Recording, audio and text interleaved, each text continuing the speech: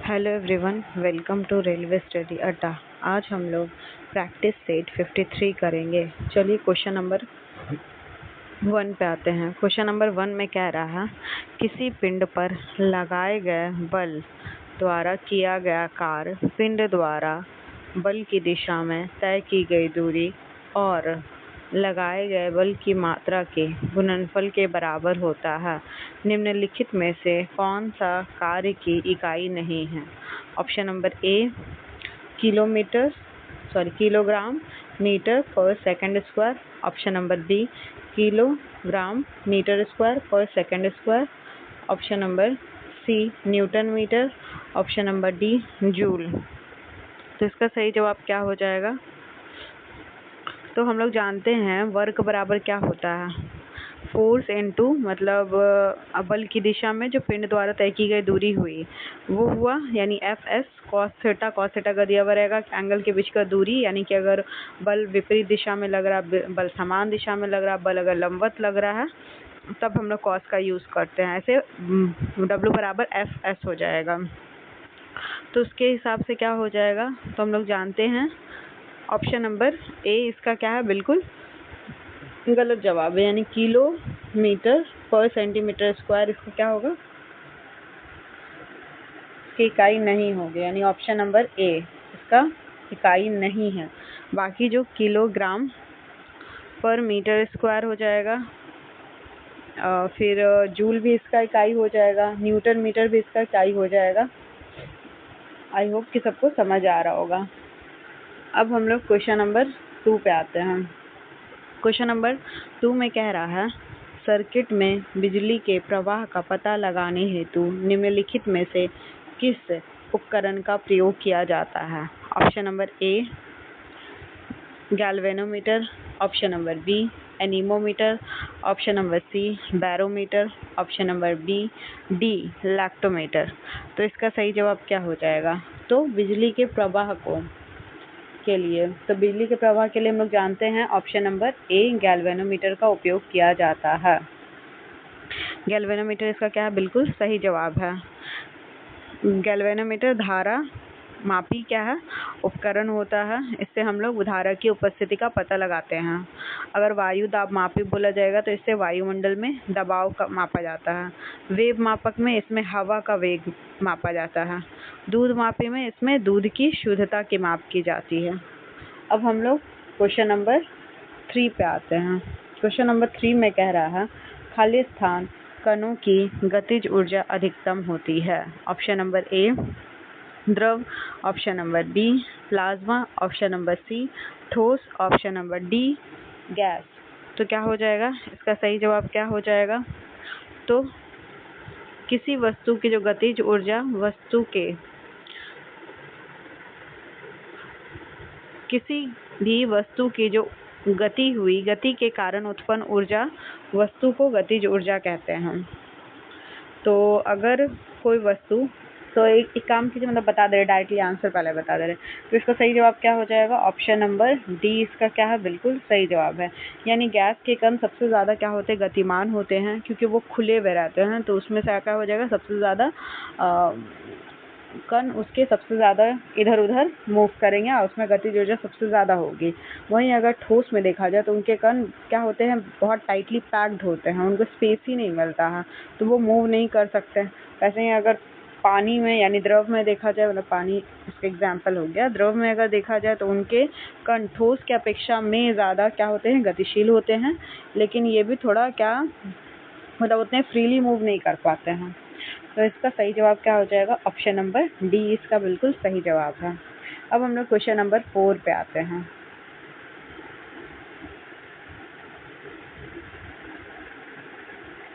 Question number 4 में कह रहा है, निम्नलिखित में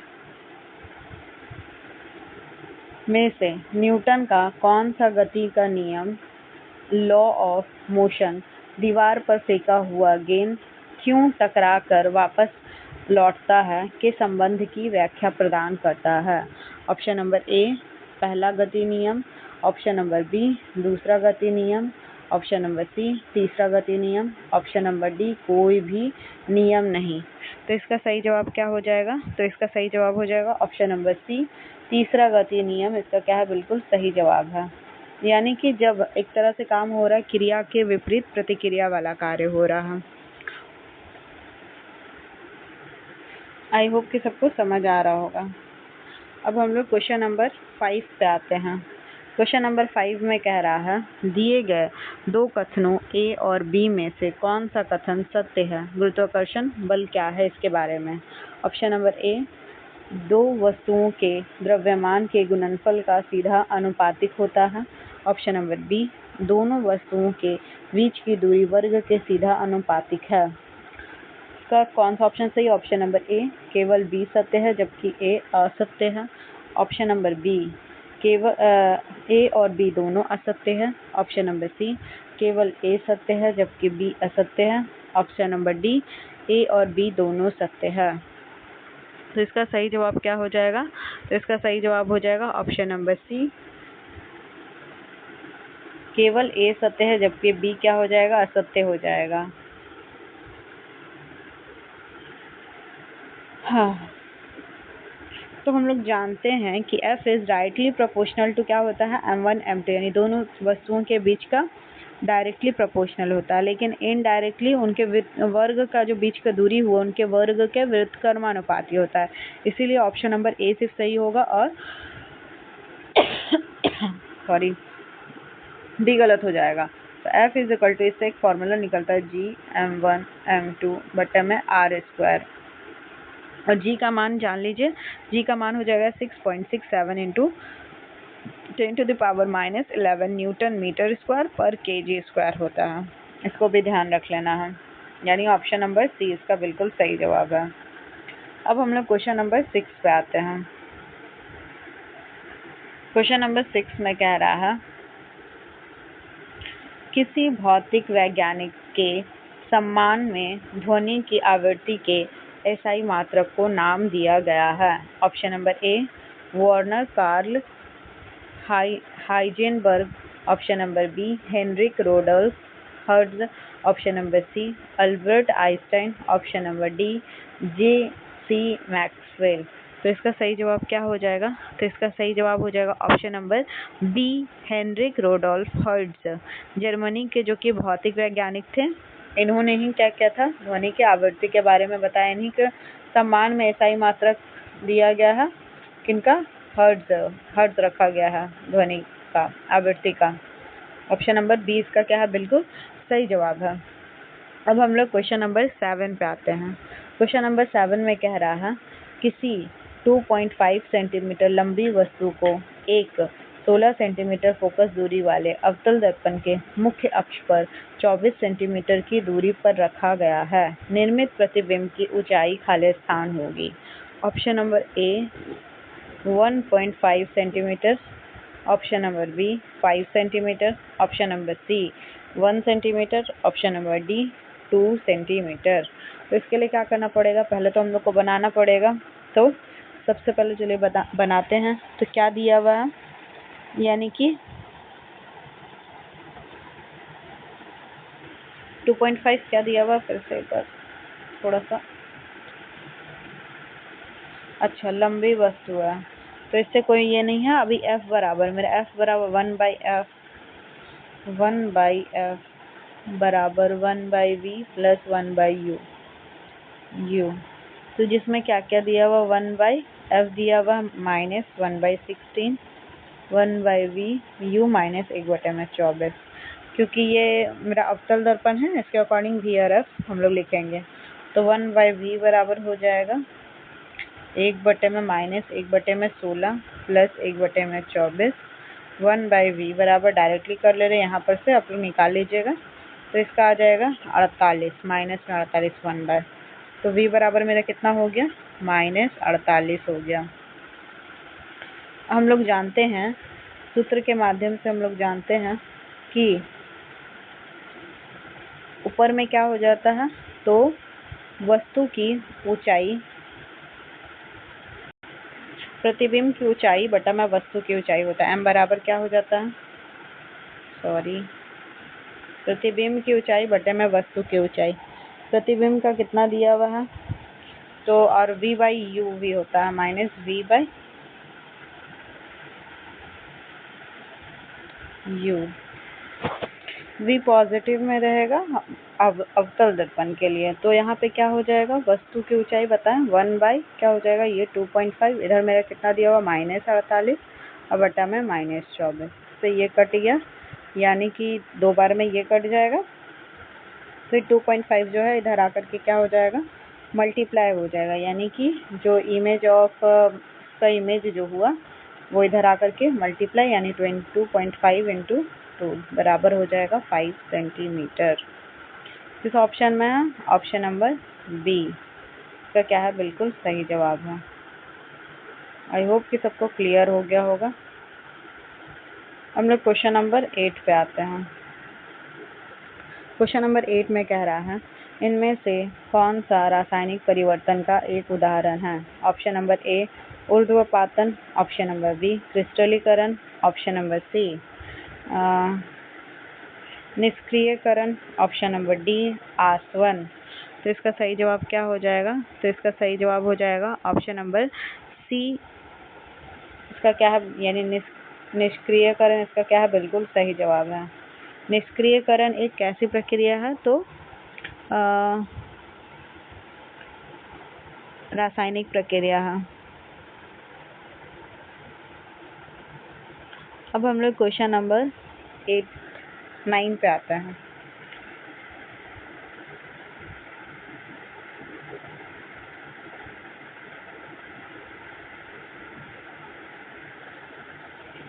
NaCl और NH4Cl के मिश्रण को पृथक करने के लिए निम्नलिखित में से किस विधि का उपयोग किया जा सकता है।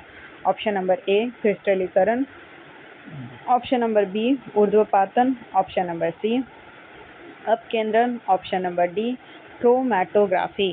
तो इसका सही जवाब हो जाएगा ऑप्शन नंबर बी ऊर्ध्वपातन, इसका क्या है, बिल्कुल सही जवाब है।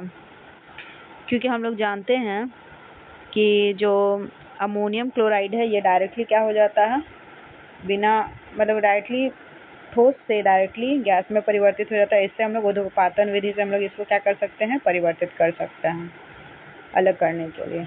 अब हम लोग क्वेश्चन नंबर 10 पे आते हैं। क्वेश्चन नंबर 10 में कह रहा है, डाल्टन का आंशिक दाब का नियम निम्नलिखित में से किस समीकरण पर लागू होता है। Option number A CO plus H2, option number B NO plus O2, option number C H2 plus Cl2, option number D HN3 plus HCl।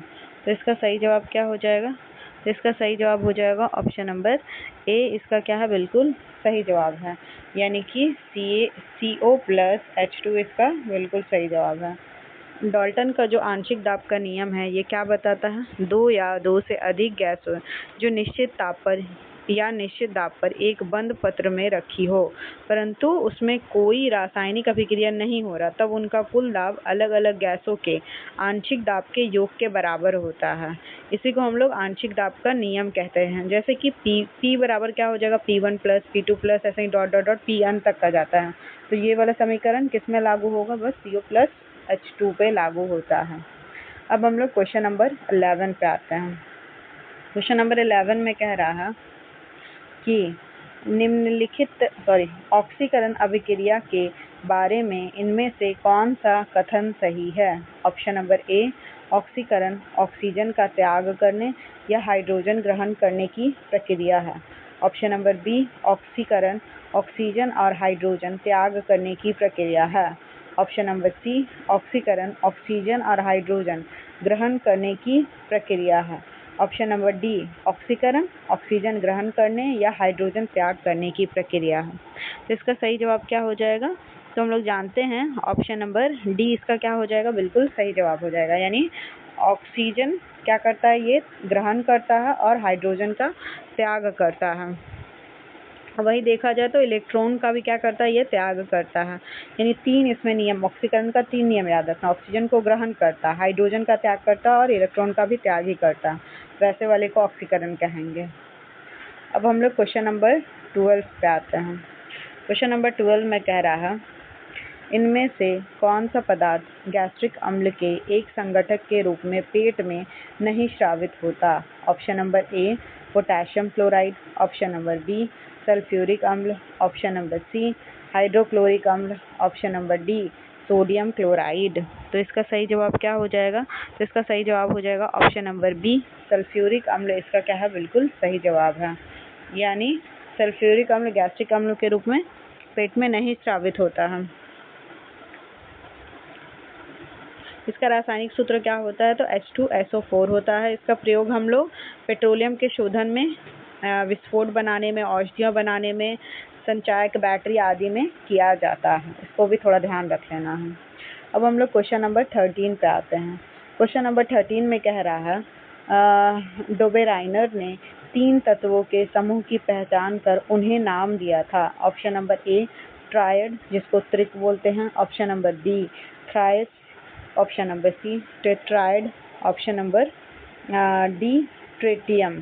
तो क्या हो जाएगा? तो इसका सही जवाब हो जाएगा ऑप्शन नंबर ए त्रिक। इसका क्या है? बिल्कुल सही जवाब है। और ये त्रिक का नियम इन्होंने कब दिया था? तो 1817 में इन्होंने 3 तत्वों के कुछ समूह के पहचान की थी जिनमें समान गुण होते हैं। उन्हीं 3 तत्वों को, समूह को ही क्या कहा था? त्रिक कहा था।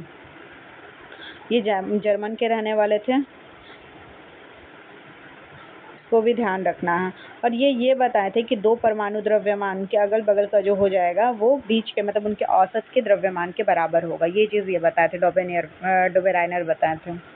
अब हम लोग क्वेश्चन नंबर 14 पे आते हैं। क्वेश्चन नंबर 14 में कह रहा है निम्नलिखित में से कौन सा सोडियम हाइड्रोक्साइड का उपयोग नहीं है? ऑप्शन नंबर ए डिटर्जेंट बनाने में, ऑप्शन नंबर बी मिष्ठान बनाने में, ऑप्शन नंबर सी कागज़ बनाने में, ऑप्शन नंबर डी धातु के डी ग्रीसिंग में। तो इसका सही जवाब क्या हो जाएगा? आप लोग भी जवाब देते जाइए। तो इसका सही जवाब हो जाएगा ऑप्शन नंबर बी। इसका क्या है? बिल्कुल सही जवाब है। यानी कि मिष्ठान बनाने में इसका सोडियम हाइड्रोक्साइड का उपयोग नहीं किया जाता है, क्योंकि ये एक तरह का दाहक सोडा होता है। इसका उपयोग हम लोग करते हैं लुगदी, कागज़, वस्त्र, साबुन, डिटर्जेंट, नालियों की सफाई में इसका प्रयोग करते हैं। तो इसीलिए इसका मिष्ठान बनाने में सोडियम हाइड्रोक्साइड का प्रयोग नहीं करते हैं। अब हम लोग क्वेश्चन नंबर 15 पे आते हैं। क्वेश्चन नंबर 15 में कह रहा है कंप्यूटर में CPU के 3 घटक होते हैं। Option number A monitor, ALU memory, option number B control unit, option number B में control unit, ALU memory, option number C में monitor, memory, control unit, option number D control unit, ALU keyboard. तो इसका सही जवाब क्या हो जाएगा? इसका सही जवाब हो जाएगा ऑप्शन नंबर डी। इसका क्या है? बिल्कुल सही जवाब है। यानी कंट्रोल यूनिट, ALU और मेमोरी इसका CPU के 3 घटक हैं। कंट्रोल यूनिट यह ALU से निकलने वाले परिणामों को निष्पादित या संग्रहित करने के लिए जिम्मेदार होता है। ALU देखा जाए तो ALU जोड़ घटाव, अर्थमेटिक नाम ही अर्थमेटिक लॉजिक यूनिट, जो जोड़ घटाव गुणा भाग सहित सभी अंकगणित की गणना करता है, सभी तार्किक संचालन भी करता है। और मेमोरी या स्टोरेज यूनिट उसको बोलेंगे, ये निर्देशों या डेटा के लिए अस्थायी भंडारण क्षेत्र का एक तरह से निर्माण करता है। अब हम लोग क्वेश्चन नंबर 16 पे आते हैं। क्वेश्चन नंबर 16 में कह रहा है निम्नलिखित में से कौन सा एक वर्ड प्रोसेसर का उदाहरण नहीं है? Option number A IBM Lotus Symphony, option number B Microsoft Word, option number C Google Docs, option number D Microsoft Excel. तो इसका सही जवाब क्या हो जाएगा? तो इसका सही जवाब हो जाएगा option number D Microsoft Excel. इसका क्या है? बिल्कुल सही जवाब है। यानी माइक्रोसॉफ्ट एक्सेल जो है वर्ड प्रोसेसर नहीं है। ऑप्शन नंबर डी इसका क्या है? बिल्कुल सही जवाब है। अब हम लोग क्वेश्चन नंबर 17 पे आते हैं। क्वेश्चन नंबर 17 में कह रहा है पर्यावरण के विभिन्न घटकों के बीच ऊर्जा के प्रवाह के संबंध में निम्नलिखित में से कौन सा कथन गलत है?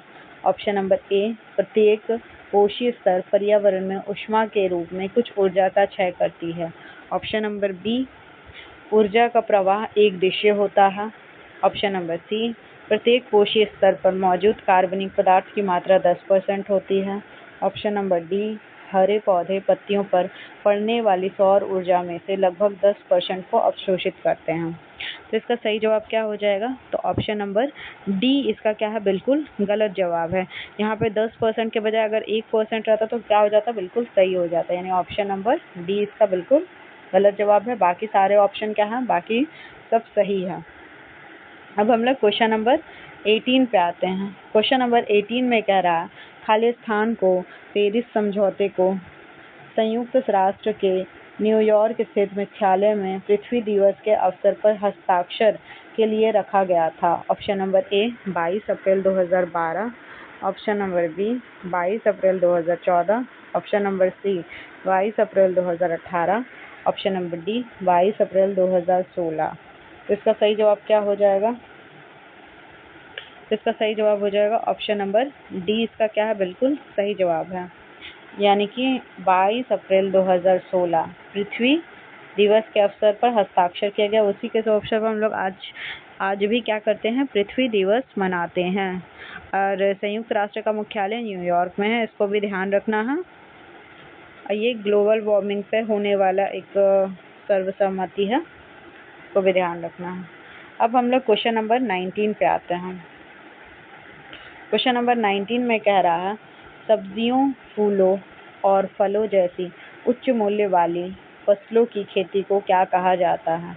Option number A sericulture, option number B pisciculture, option number C apiculture, option number D horticulture.